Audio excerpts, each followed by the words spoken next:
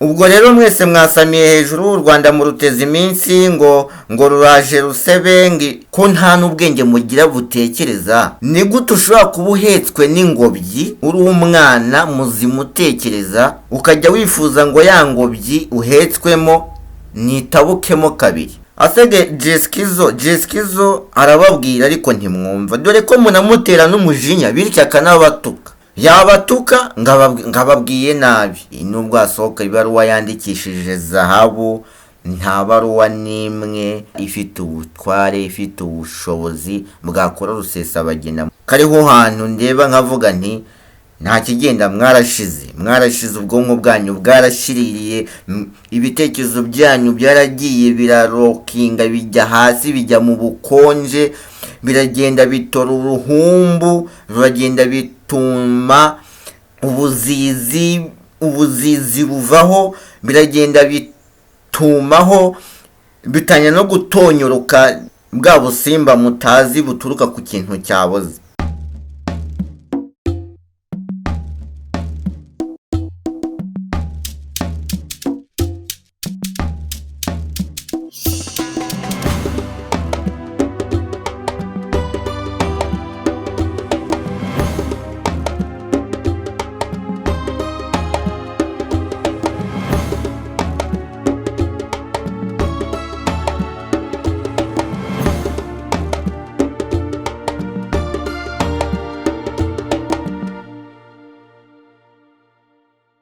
Muhawe ikaze kuri Gasabo Media TV, abanyarwanda muri hirya no hino ku isi, namwe muri mu gihugu imbere mwimvemo ko muhawe ikaze hano kuri Gasabo Media TV. Nge muri kumwe ni Pacifique Iradukunda, umwana w'u Rwanda rw'abanyarwanda, umujene w'abanyarwanda muri rusange. Ubu rero uyu munsi hari umubyeyi navuga yuko ari mubyeyi gito bitewe n'ibyo akora bitahwanye cyangwa se bidahuye n'umuntu ufite indangagaciro cyangwa umuntu warezwe ufite uburere yakora. Gikorera ku kinyamakuru gifunguye vuba ngangira ngo nta minsi ibiri ishize gifunguwe nimba ntibeshye, cyitwa The Talk TV Rwanda. Rero iki kinyamakuru kimwe n'uyu nguyu Uwimana Agnes Nkusi, navuga yuko ari bimwe mu bintu burya rero bikorwa n'abantu bafite imitima yuzuye kwibeshya. Sinzi nimba bari na bagatumwa, ubu usanga bategereje indamu aho kugira ngo baze bashyire hamwe bubaka u Rwanda, ahubwo ugasanga nibo bantu babaye intandaro yo kuba basenya u Rwanda. Mbivugiye ku kirero. Uwimana Agnes Nkusi aherutse gukora ikiganiro kuri iyo cano cyangwa se kuri ako gacano, dore ko ari n'agacano kuko gaca ibintu by'ubusutwa, avuga yuko u Rwanda baruteze iminsi we n'uwo munyamakuru ntazi inkomoko ye ufite kwibeshya mu mutima we kwinshi. Ubwo rero iyo nkuru baherutse kuba bakora, bakaba baherutse gukora inkuru ivuga ngo ku ibaruwa yasohowe muri White House ku itariki 20 z'uku kwezi kwa karindwi 2022, ivuga ku nkuru yo kuba Rusesabagina yava muri gereza cyangwa se yarekurwa n'inkiko z'u Rwanda. Ari nabo mpera mbwira abanyarwanda bose aho bari hirya no hino, mbabwira yuko iyi baruwa yanditswe iturutse muri White House irimo kwibeshya kwinshi, irimo kutamenya.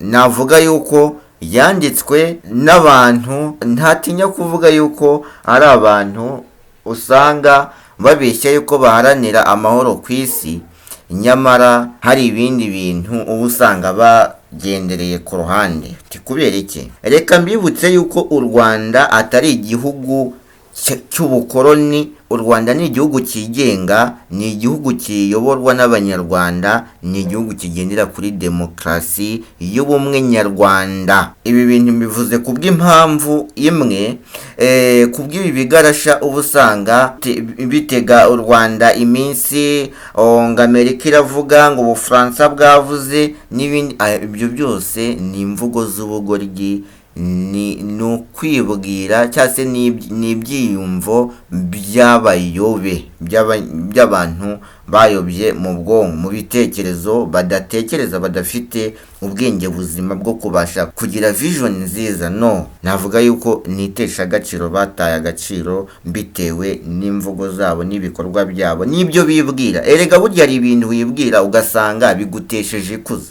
bigutesheje agaciro.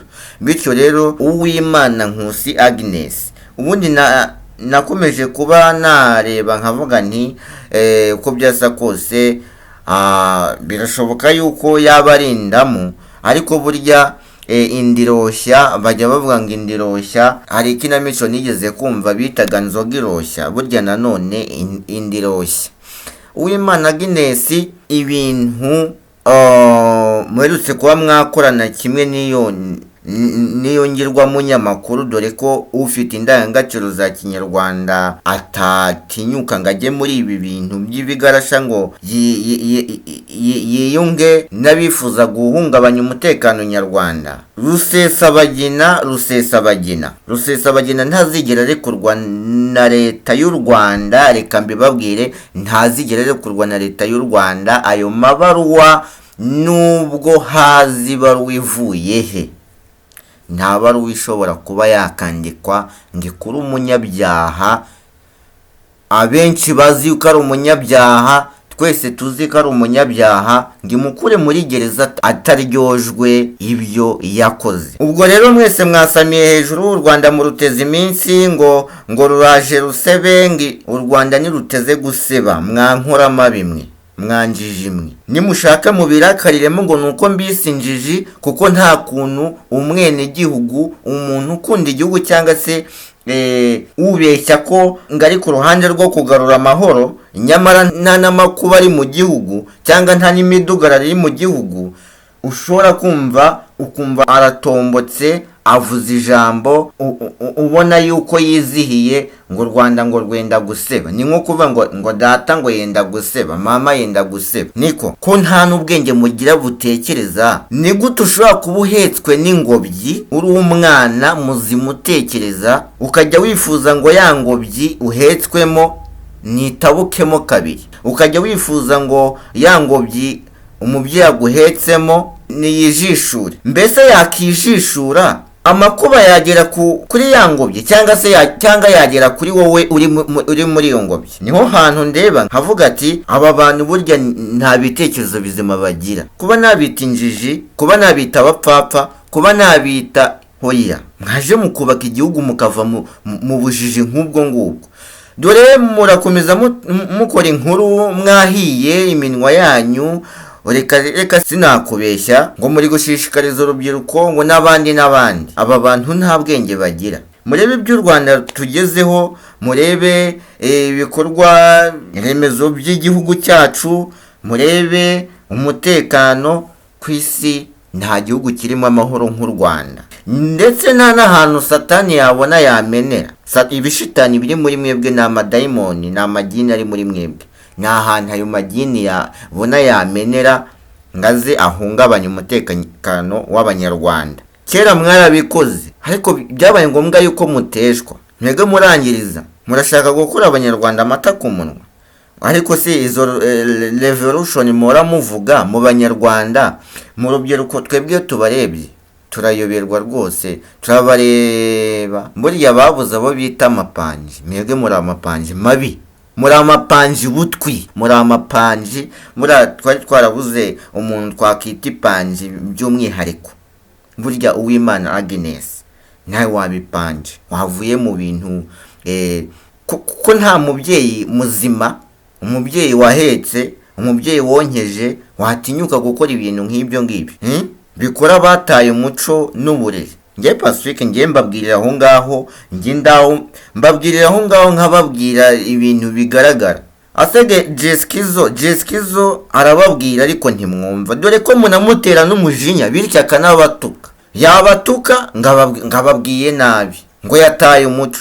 Kuse nkibaza uwo muco muvuga ngo muri guharanira ngo ubwo bwigenge muri guharanira, byonyine uramutse wumvishije inteko yanyu n'amagambo ameze nk'ubusagwe bw'inzoka, n'amagambo yanyu yuzuyemo ubugome n'ubutindi, wabumva muri guharanira ayo mahoro, yahita avuga ati iyi niyo nteko y'abagabo b'ibigoryi yamyivugwa kera.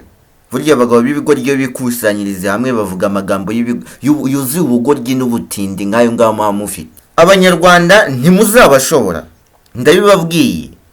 Guhungabanya umutekano w'igihugu cy'u Rwanda ntimuzabigeraho. Ye Pacifique, urubyiruko aho ruri, urubyiruko nizo mbaraga z'igihugu cy'u Rwanda. Mwamenera kariho hantu ndeba nkavuga nti nta kigenda, mwarashize ubwonko bwanyu bwarashiririye, ibitekerezo byanyu byaragiye birarokinga, bijya hasi, bijya mu bukonje, biragenda bitora uruhumbu, ruragenda bituma ubuzizi buvaho, biragenda bitumaho bitanya no gutonyoroka bwa busimba mutazi buturuka ku kintu cyaboze. Mushaka mwatega ubwonko bwanyu bukabororwa, umuntu akagenda akabuborora akabushakira imiti n'ibindi nk'ibyo, kuko ibintu muvuga birasa nk'aho ibitekerezo byanyu byaraboze, byarashize. Nta muntu muzima wakora ibi, nta muntu muzima wavuga ibi bintu nk'ibyo muvuga. Ase mu gitondo umunsi kundi uko umunsi ushize n'ukundi uje, imvugo ni imwe, ubujiji n'ubumwe, ibikorwa ni bimwe. Yewe burya baca umugani uti ubwenge buza ubujiji buhise. Mwebweho sinzi igihe ubujiji bwanyu buzahitira, ariko birashoboka yuko ubujiji bwanyu bushobora guhitana namwe bukabahitana da. Birashoboka yuko ubujiji bwanyu bwabahitana. Mwisubireho banyarwanda, mwisubireho, mureke gukomeza kwiyandagaza, mureke gukomeza mwanika ubusa bw'ibitekerezo byanyu bipfuye ku gasozi, reke kwikoza isoni, maze muze twubake u Rwanda rubereye abanyarwanda. Nta gihe mutabwirwa, nta gihe mutigeze mubwirwa, ndetse iteka n'iteka murabwirwa. Sinzi impamvu mutumva. Ibikorwa byaraje, ngira ngo bizababwira ntimwumva. Haza kuba ubutumire ngo nyabona muze mwumve, mutore indangagaciro nyarwanda n'ibindi nk'ibyo nti muvunira ibiti mu matwi. Ibyo byose mwigize ntakoreka, mwanze kumva, mwanze kubwirwa, akabaye twende nikoga reka da no. Ariko reka mbabwira, icyaha ni gatozi mu gihugu. Icyaha cyari cyo cyose, cyane cyane icyaha cya jenoside ntigisaza. Icyaha cya jenoside yakorewe abatutsi mu Rwanda ni gatozi, ntigisaza, ntigiteze no kuzasaza, gihora ari gishya ku ruhanga rw'uwakoze icyo cyaha, ndetse n'ibindi byaha bitandukanye. Naho ubundi Rusesabagina, ibyo mwibwira, ibyasohoka muri White House, nubwo hasohoka ibaruwa yandikishije zahabu, nta baruwa n'imwe ifite ubutware, ifite ubushobozi bwakora Rusesabagina gereza mu nkiko z'u Rwanda. Bazamuburanisha koko nimba ari umwere, naburane, yerekane ibihamya byerekana yuko ari umwere, yerekana yuko arengana. Ariko nimba ahamwa ibyaha, ibihamya bikaba bihari, ibyaha koko bikaba bimuhama, arava muri gereza ajya hehe? Ahubwo namwe aho muri mumeze nkawe, uko Rusesabagina yaje, mwebwe mushobora kuza ibirenze uko Rusesabagina yaje. Ibyo rero byo kugenda mwinihisha ngo Amerika ngo nibatabare, mwinihisha ku nkozi z'ibibi. Ariko ubwo butabazi abo baza batabara ngaho ngo baje gutabara inkozi z'ibibi, badatabara inzirakarengane, ahubwo bagahora bazanwe no gutabara inkozi z'ibibi. Naho ninde bagiye gukorera ubuvugizi? Bagiye gukorera ubuvugizi ku nkozi z'ibibi. Ngiye Pacifique ndababwiye, inkozi z'ibibi aho iva ikagera ntizigera ishyigikirwa na leta y'u Rwanda, ntizigera ishyigikirwa na Pacifique Iradukunda, umwana w'u Rwanda rw'abanyarwanda. Nta na rimwe izigera ishyigikirwa. Uko Rusesabagina yageze hano mu Rwanda, uko yaje, ndetse nuko namwe muzaza, nta na kimwe kizigera gihungabanya umutekano nyarwanda cyangwa se ngo kirirwe gitunga urutoki, kuko u Rwanda ntirutunzwe na Amerika, turitunze, dufite kwigira, urubyiruko kwigira kw'abanyarwanda kw'abene gihugu. Ariko se Amerika yo ko yagiye Usama bin Laden ntiyagiye ikamufata? Uko yamufashe muzi inzira byaciyemo, muzi abenshi bapfuye bitewe no gufata umuntu umwe Usama, muzi uburyo yahizwe, nta bitambo byatanzwe kugira ngo Usama bin Laden afatwe. Ariko se nimba u Rwanda dukoresheje ubwenge bwacu tugafata umuntu umwe nta mutekano duhungabanyije, nta nzira karengane igendeyemo, twamuzana ngo tumushyiraho ngaho ye turebe nimba koko ibyo aregwa ari ukuri, abanyarwanda bose barebere hamwe nimba koko ari umwere yiregure, bigaragare yuko ari umwere. Ariko ni icyambere kimwe, ibyaha biramufata, nyuma yuko ibyaha bimufata isoni zikamwica bitewe n'amazina bamuhaye atamukwiye, kuko ntamukwiye, kuko ntagarerekana yuko ari umwere, n'amazina bamuhaye atamukwiye, byose byahurira hamwe isoni zikamwica n'ikimwaro agaceceka. Ubwo namwe rero mukazamura iminwa, ariko burya hari iminwa izamurwa ikajya isohokamo umwuka mubi. Umuntu ufite ikibazo cy'impumuro mbi mu kanwa cyangwa se umuntu utiboroshe, iyo avuze buri wese yifata ku munwa cyangwa se ku mazuru. Namwe ibigambo muvuga, imvugo mukoresha ziba zimeze nk'umuntu uba utiborosheje, mwabigarashamwe.